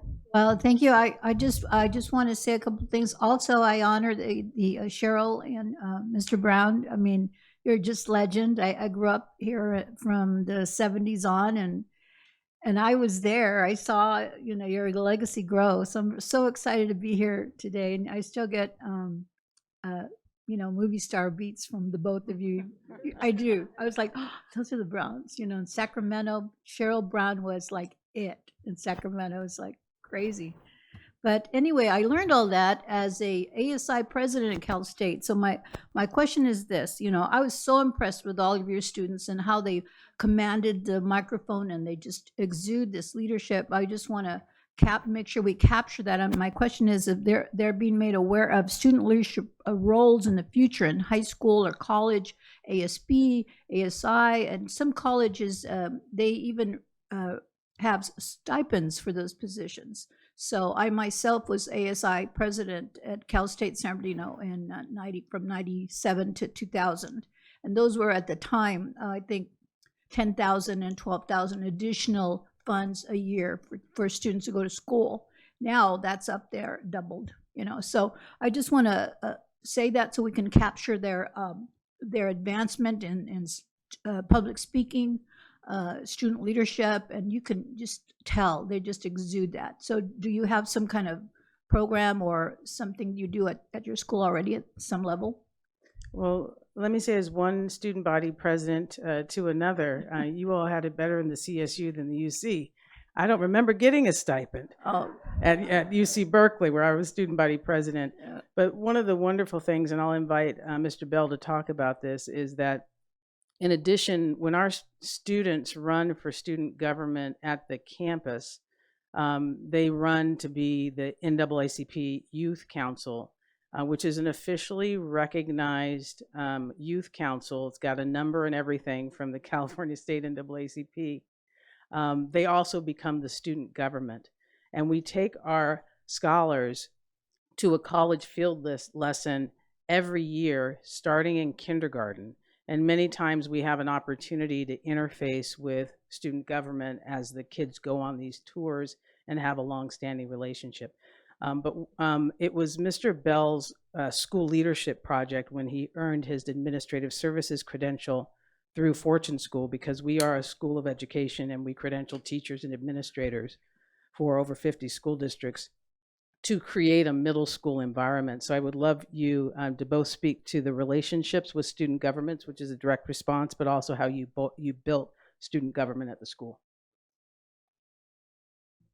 So as Dr. Fortune mentioned, our NAACP Junior Youth Council, in partnership with our NAACP San Bernardino chapter, we are cultivating, obviously, awareness of social justice issues, but also, so part of what they do when we meet weekly, they talk about what they're going to do to impact their communities. But then another aspect is what they're going to do to impact the school environment. And so since I've been, as Dr. Fortune mentioned, my project when I was in the administrative credential program has been to give the students an opportunity to make a difference and build their agency. And so that's what we're focused on doing in our leadership program. A lot of the leaders spoke tonight, so thank you for this opportunity. Our president was the one who we called on to lead. Thank you, Ms. President Ceballos. That was our president of our NAACP who led in the pledge. And so these opportunities are important for us to make sure that they have an opportunity to lead in real time. And then we have an AVID program. All of our scholars in our middle school take AVID, and a part of that AVID initiative is college and career readiness. And so we even tonight, as you asked that question, I thought of Mr. Beard, who's one of the executives at Walmart. He came in. He's one of our parents. He's here tonight. But we call on parents to speak to our scholars and expose them to their careers. And so he came in. We have weekly meetings, assemblies. And so we look forward to bringing parents in and community members to expose our scholars to opportunities. Thank you. Up next, we have Mr. Jones. Mrs. Grande already kind of asked the question I was going to ask, and then you answered about AVID. My question was going to ask about AVID. Do you guys have an AVID program? But every question has been answered already, so thank you for that. And also, I would just like to express my gratitude towards the students. Each student came up and spoke very well, so I definitely give you guys amends for that. And you guys worked really well to make sure that they all came up here and had their speech ready, and they were all ready to go. So thank you guys. Thank you. Mr. Santos? Thank you. Yeah, I just want to congratulate your students as well. They were awesome speakers tonight. And the one thing that I caught on, class of 2036, that means if they're in the 6th grade, they're quoting their college graduation class. That is awesome.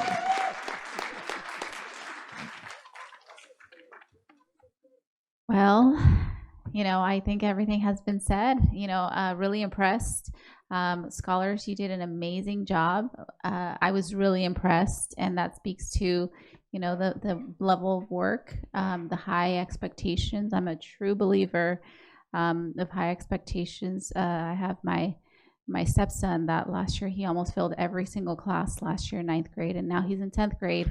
And I raised the bar, and I raised the expectation, and he has A's and B's this year. So, I am a true believer that they can do it. We just have to hold them and let them know that they can, and then support that. And I think you guys are doing a wonderful job in that regard. I'm quite a little jealous, actually. I have an 18, so that's my stepson. I have an 18-year-old as well, and I wish I would have known about your school and your program when my son was, little. So thank you for everything that you're doing. And I do have just one question in regards to enrollment and applications. Do you guys have like a waiting list? How does that work each year? Do you get more students trying to enroll than what you have capacity for, or? We do not have a waiting list. We're able to take all of the students who are interested in coming to the school. We have grown, although the preschool is not a part of the charter school, it's an independent preschool. We've grown all the way down to 2 years old. And so many of those parents end up sending to TK. But we are open enrollment and enrolling now. So we're glad to be able to take all the students who are interested in our school. So for the community that's listening, if they wanted to look your, charter school up and they wanted to enroll, they would just show up to your door or look you online. Go to fortuneschool.us. That's fortuneschool.us. And then look under charter schools for Hardy Brown.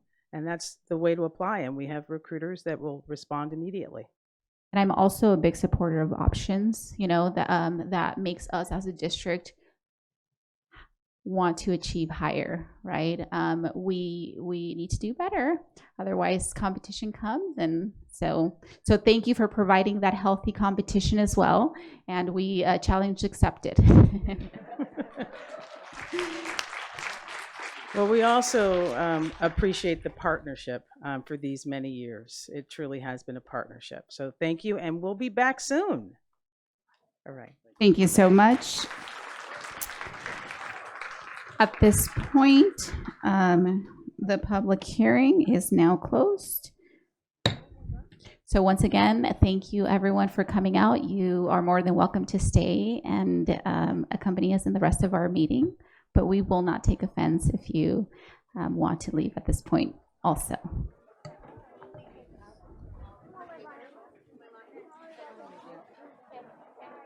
We will go ahead and clear the hall of our students. Thank you so much. Thank you.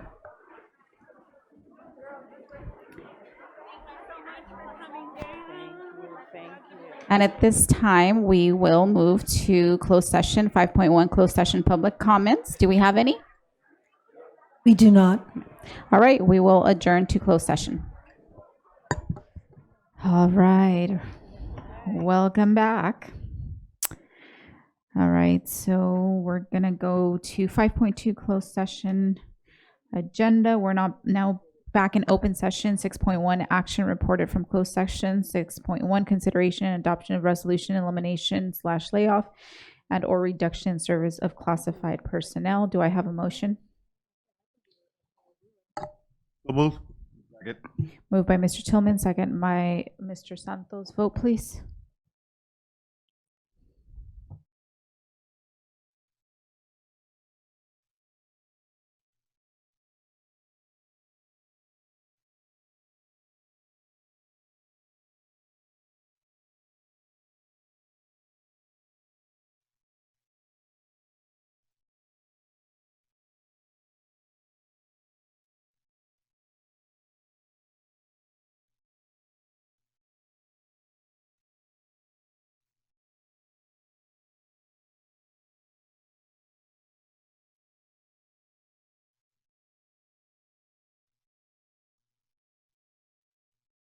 Did it pass and just not showing up? Yeah. Okay, motion carries. 6.2 certificated non-reelects. Do I have a motion? Move. Second. Moved by Mr. Tillman, second by Mr. Santos. Vote, please.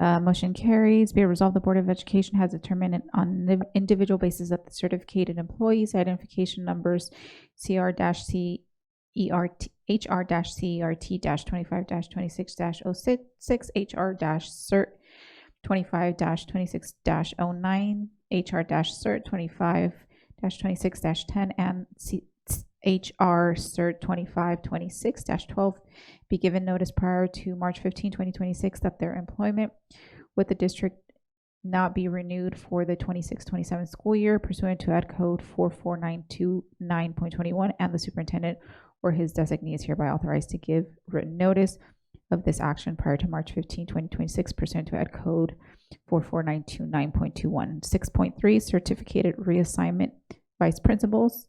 Can I get a motion? Moved. Moved by Mr. Tillman, second by Mr. Santos. Vote, please.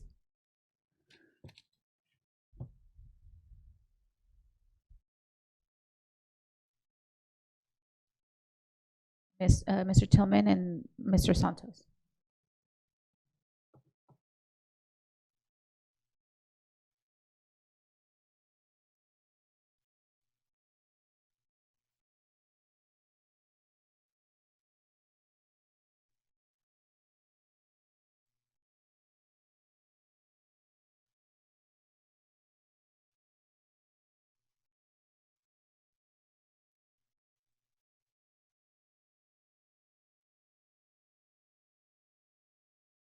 It carry.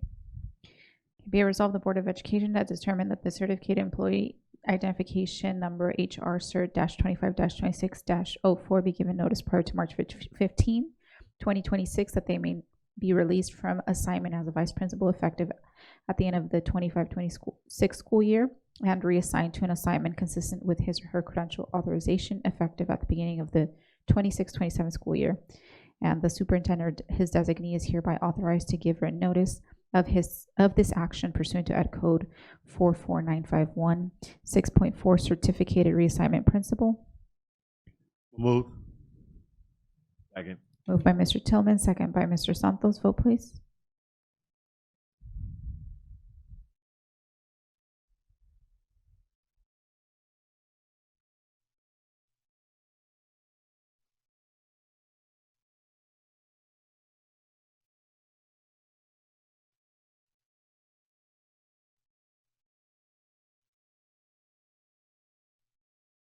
Sure, Mr. Santos.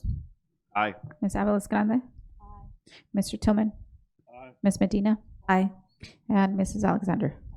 Motion carries. Be it resolved, the Board of Education has determined that the certificated employee identification number HR CERT 25-26-03 be given notice prior to March 15, 2026 that he or she may be released from assignment as a principal effective at the end of the 25-26 school year and reassigned to an assignment consistent with his or her credential authorizations effective at the beginning of 26-27 school year.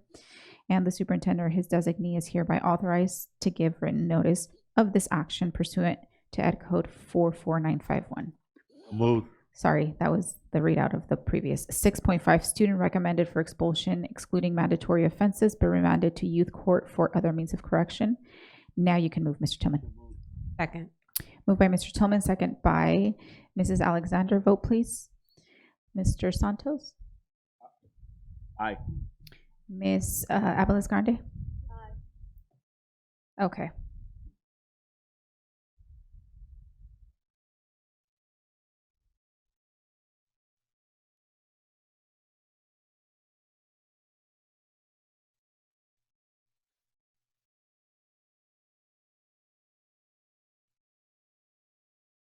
Be it resolved, the Board of Education accepts and adopts the recommendation and findings of facts of positive youth development and orders the suspension or expulsion of the student with ID numbers as listed in accordance with board rules and regulations and in compliance with Ed Code Section 48900. 6.6 Readmit expulsion of students. Do I have a motion? Moved. Second. Moved by Mr. Tillman, second by Mr. Santos. Vote, please.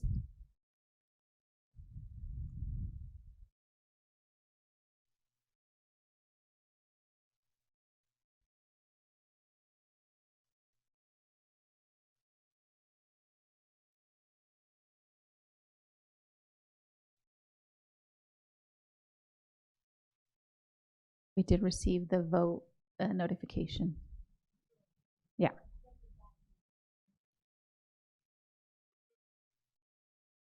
Oh, yeah, motion carries.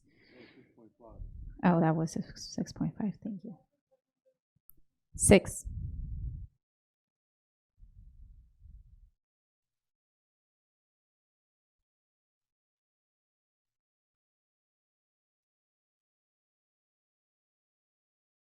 Roll call.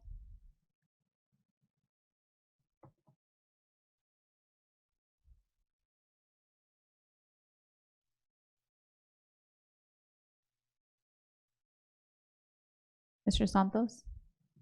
Ms. Abeles Grande? Mr. Tillman? Mrs. Medina? Aye. Mrs. Alexander? Aye. And Myra, aye. Be it resolved, the Board of Education authorizes the readmission of the students with ID numbers listed to schools of the San Bernardino City Unified School Districts in accordance with board rules and regulations and in compliance with Ed Code Section 48900, 6.7, petition to expunge, rescind, sealing of records, or modify youth code or expulsions. Moved. Second. Moved by Mr. Tillman, second by Ms. Medina. Vote, please. It's okay.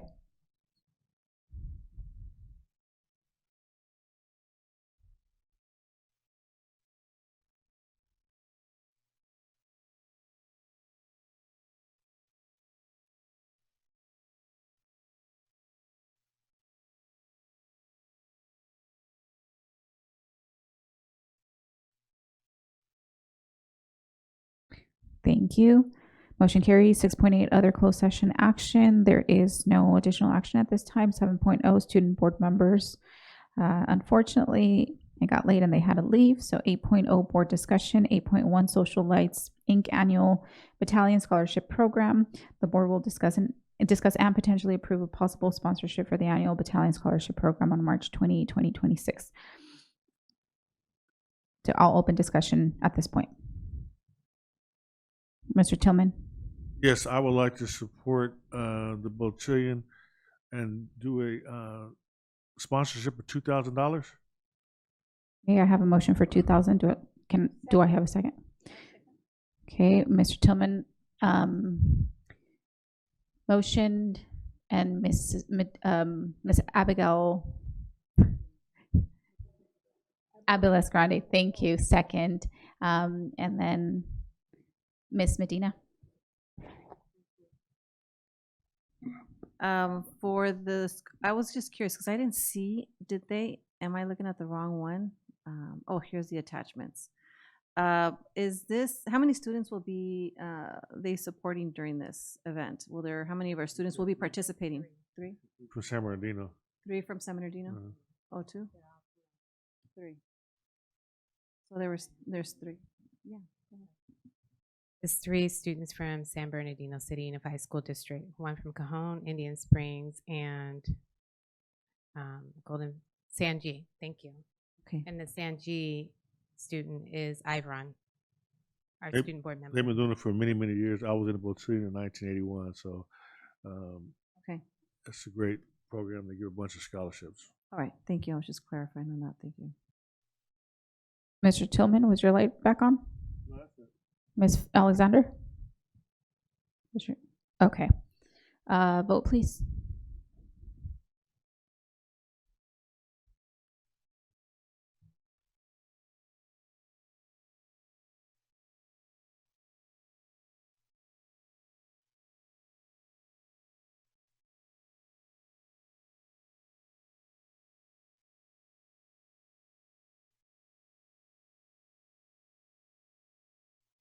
Mrs. Alexander? Oh. Is it a recusal or?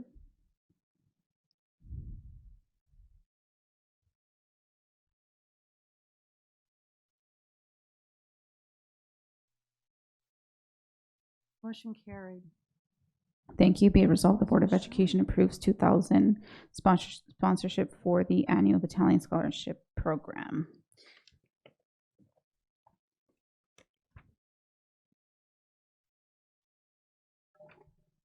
(9.0) action items. 9.1 personnel report. As presented. Moved. Second. Moved by Mr. Tillman, second by Mrs. Alexander. Vote, please.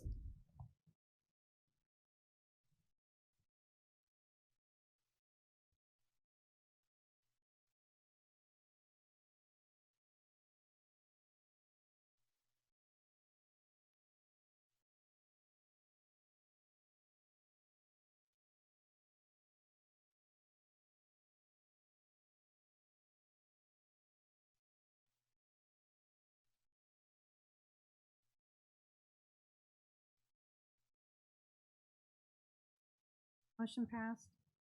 Thank you. 9 point, be it resolved, the Board of Education approves personnel report. 9.2, compensation for school board member Scott Wyatt. Vote. Second. Moved by Mr. Tillman, second by Ms. Medina. Vote, please.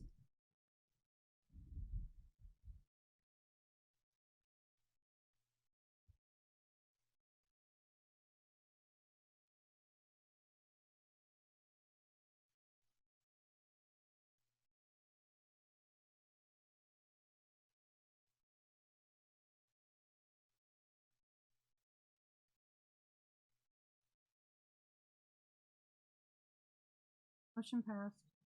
Thank you. Be it resolved, the Board of Education approves compensation for board member Scott Wyatt for the March 3rd, 2026 board meeting due to his attendance at the Capitol Conference in San Diego, March 1st through the 4th, 26, and his participation in the Pacific Islander Advisory Presentation. 9.3, 2026 California School Boards Association Delegate Assembly Election. The official ballot for the election of representatives to CSBA's Delegate Assembly has been received and must be postmarked on or before March 16, 2026. Because of our large student enrollment, the San Bernardino City Unified School Board has already appointed 2 representatives. There are 6 vacancies in the San Bernardino County Subregion 16B. The 7 individuals listed are candidates for the vacancies. The board as a whole may vote for no more than 6 representatives. The names are Christina Berenger, Snowline Joint Unified School District, Amanda Buchanan, Apple Valley, Tom Courtney, Lucerne Valley, Evelyn Dominguez, Rialto USD, Cindy Gardner, Rim of the World, Stephanie Lewis, Rialto, Scott Wyatt, SBC USD. Do I have a motion? I move. Pick or just 6? Yeah, I thought it was, that's what There's 7. Oh, I see.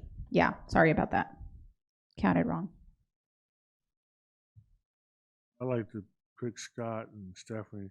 Those are the 2 I know.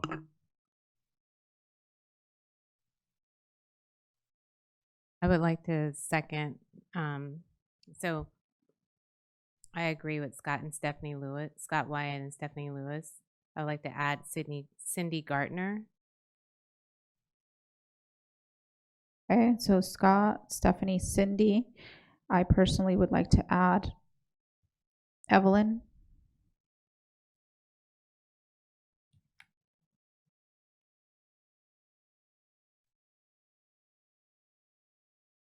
And you don't have to do all 6, so. All right, so I guess.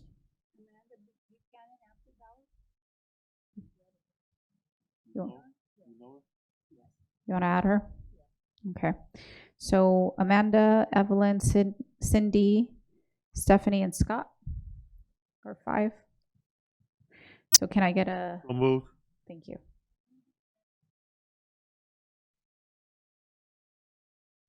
Yes. Second. Moved by Mr. Tillman, second by Ms. Medina. Oh. Aaron, can you repeat the names again, please?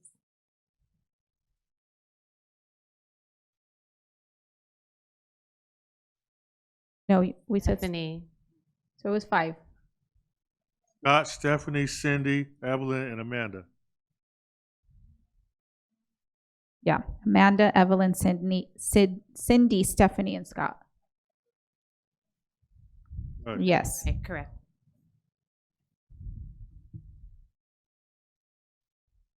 Thank you.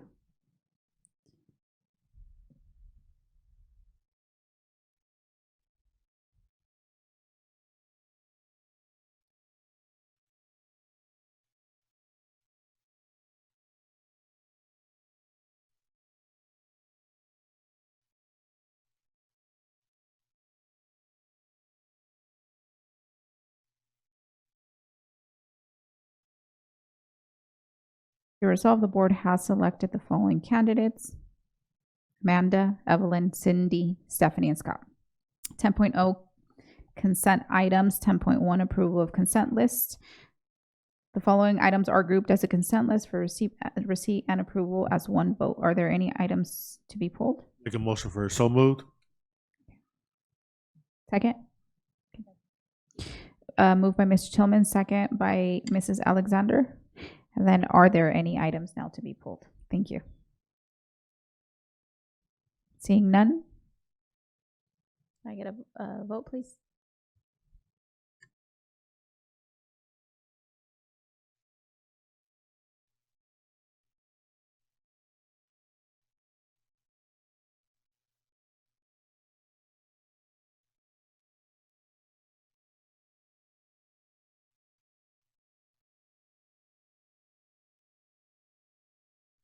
Thank you. 11.0 reports and comments by union organizations.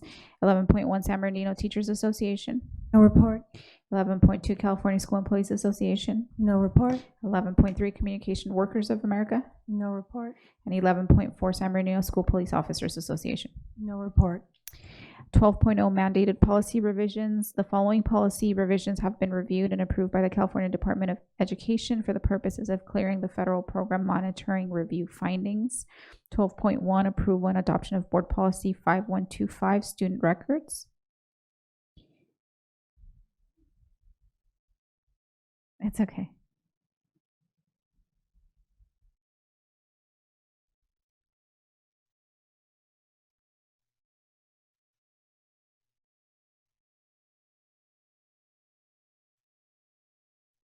Then whenever you guys are ready, I will entertain a motion.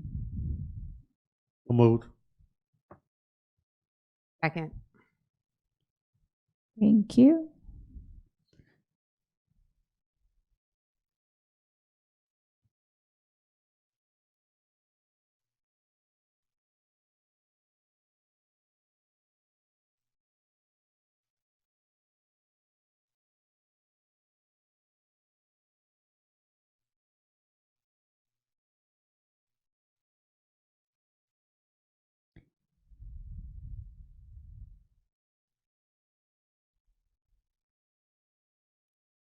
And I thought it said motion carried, right?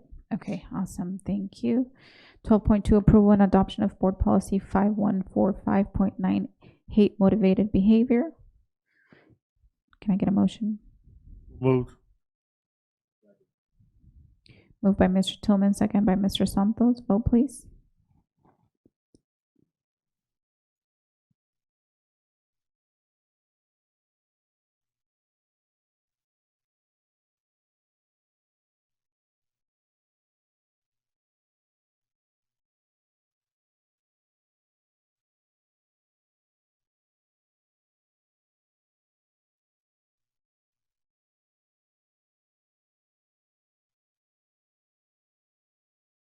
Mrs. Medina?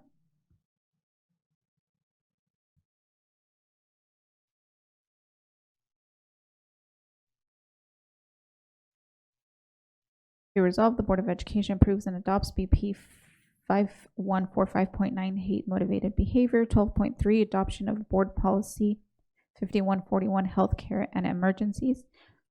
Can I get a motion? So moved. Second. Sorry, who moved? Mrs. Alexander? Ms. Medina?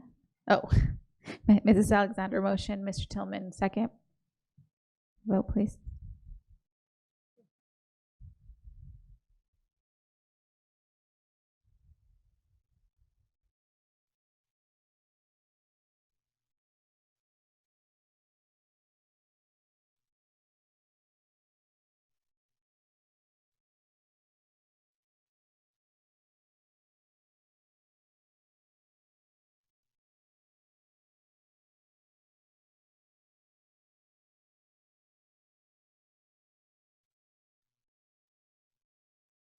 Mr. Tillman and second by Mrs. Alexander.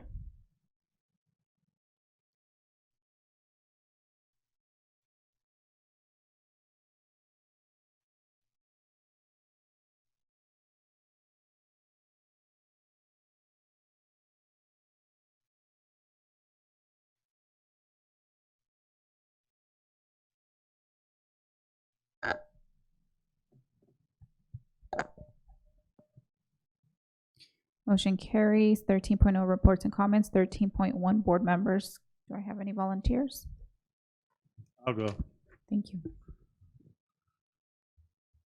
Yeah, I just Go wanted ahead. to commend the folks who put on the Black History Bee, the Delta Road chapter of the National Sorority of Phi Delta Kappa. They held it at San Antonio High School, and it was a great event. And the students were amazing. The enthusiasm, their you can tell they put a lot of time and effort in practicing. They memorized the entire packet, and just a sense of competition was great. But the content that they were learning and the knowledge of the poems and the facts is going to be beneficial for all the student bodies for years to come. So I want to commend the organization for putting it on, and the coaches in the district for working with their particular schools and for the competitions. It was just a wonderful event. Thank you very much. Thank you, Mr. Chelman. Anybody else that would like to go next? Mrs. Abeles Grande.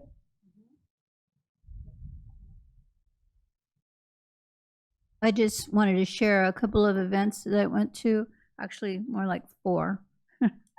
It was the one that really was just wonderful, absolutely wonderful, was the 4th annual San Bernardino Unified School District Natural Hair Day. And I haven't been able to make it this last few years, so I was really, really happy that I was there this year. And Dr. Greer, was, I think, was in charge of that with this time, if I recall. It was amazing, and the music, the children that came out to speak, they were 2nd, 3rd, 4th grade, and they were powerful speakers already. And the content, it just brought tears to your eyes, and the music and the dancing and the vendors were out of this world. I'm wearing a hat I purchased that day, so had to come with a hat.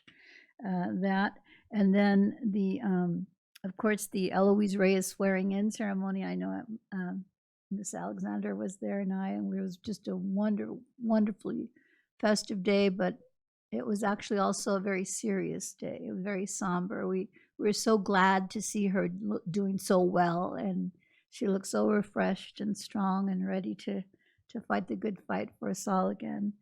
And then there was the Lunar Moon celebration downtown. I hope some of you made it down there and had that long, squirrely potato-y thing on the end. We had to try one of those, and that was a lot of fun. And the dragon parade and the dancers, it was just wonderful seeing the children.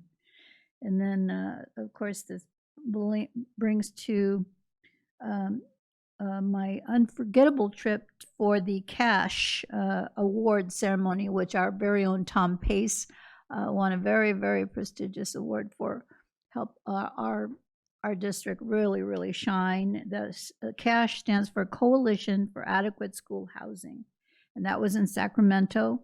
And thanks to Jennifer Dubon and Nellie Carbon's facilities management that took care of me and made sure I was safe and fed and well received. And I hadn't had that much attention in a long time. It was great. And they arranged along with the Capital Advisor group, Kevin Gordon, who does a lot of work for our district. He arranged a tour, a personal tour with the Sacramento, with the Capitol. And we got to speak to David Bowman, who is the reading clerk. And we did take pictures, so there's one I'll be sharing with you next time. It was very, very exciting. And so I'm exhausted and really, really happy at the same time. And I'm off to Cabe tomorrow. That's it. Thank you. Anybody else? I'll go. Mrs. Alexander, thank you. Sure. I'd like to first start off with my congratulations. Congratulations to the San Bernardino High School water polo team. I think it's absolutely amazing, and especially the history that was set with their championship, the women's team. Also for the teen music workshop for their presentation, I thought it was extremely informative of what all they're doing and what they're doing in terms of the look ahead, and really appreciate them coming out today, giving us the update. Also to the Hardy Brown Charter School, thank you for your update as well, and the scholars that, but their presentation was amazing, and the big words that they were using, I really thought that was awesome because words are powerful. I also would like to say congratulations to Hani Cooper. We saw the recognition she received for her admission into Valley College, and just what her whole family. So thank you, and want to continue to encourage her. I see an opportunity too, because I think with the visibility and the recognition that Hani received was great. I have friends from all over just sending me that link. And it also opened up that opportunity for, there's several other students that we are now hearing about, and maybe we have heard about, but I would like to make a recommendation that we establish some type of portal or revisit what we have to capture that information when students are doing things outside of not so much the norm, but if they're going to colleges outside of our dual enrollment program. But my understanding is that we have other scholars that are enrolled in programs that perhaps they're not receiving recognition. But I think we need to think about how we capture that information and who captures it, if it's something that we need to sit down with parents to have a conversation with, where it's a way to capture that and people don't feel as if we're not recognizing our students. I know it's a lot. We're talking about a lot of scholars, but I'd like to make a recommendation for us to at least start with evaluating what we have. If we're establishing a way, if we have to establish some type of system to capture that information, and do so. But let's first see what we have.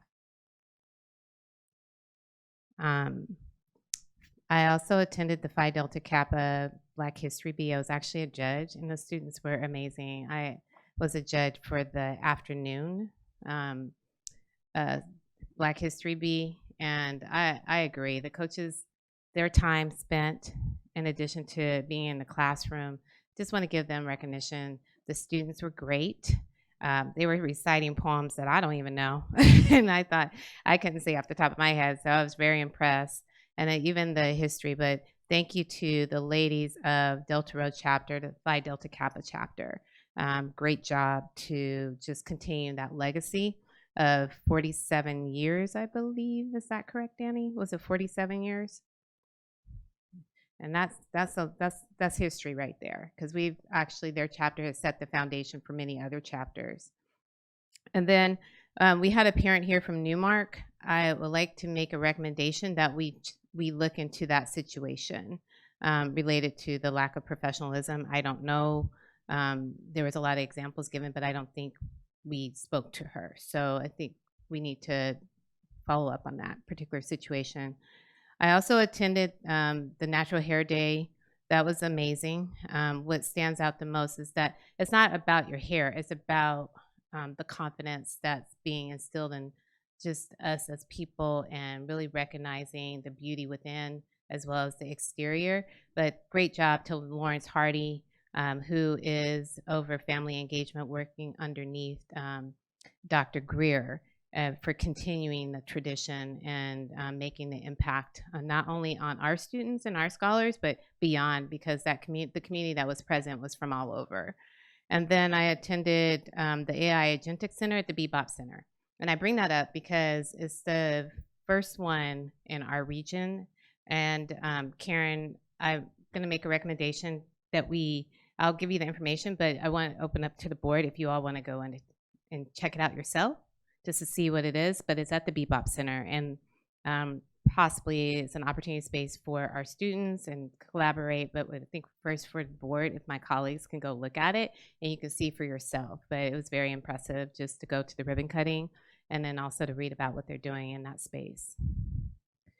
And then lastly, congratulations to Senator Gomez-Reyes. I did attend that with Mr. Komnick as well as with Mary Ellen.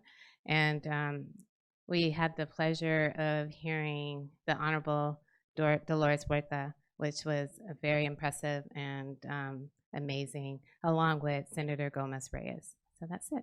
Thank you. Thank you, Mrs. Alexander. Mr. Santos? Sure, why not?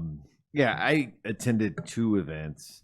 One event was in Sacramento, the Cash conference, but I was there for a day just for the award. So we had two buildings, Pacum Pacum and Francis Grice, being awarded. So they were two great things, of course, as our superintendent, San Bernardino shining, San Bernardino City Unified shining. So that was wonderful.